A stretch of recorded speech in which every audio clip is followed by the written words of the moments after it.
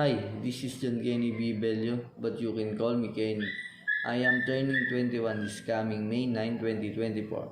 I am 5'8", I have 3 siblings, and I am the oldest. I have a lot of skill that I haven't talked about, but it makes me tell it about myself and for everyone in this time.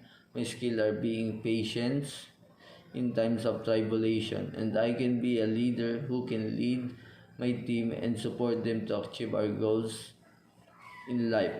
I have a communication, also I know how to inform and how to express feelings and to influence and etc.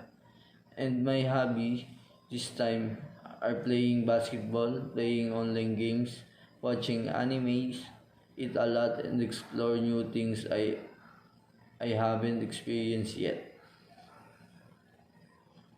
I'm here because I'm passionate about electronics industries and I believe my skills can make me a great fit for this opportunity.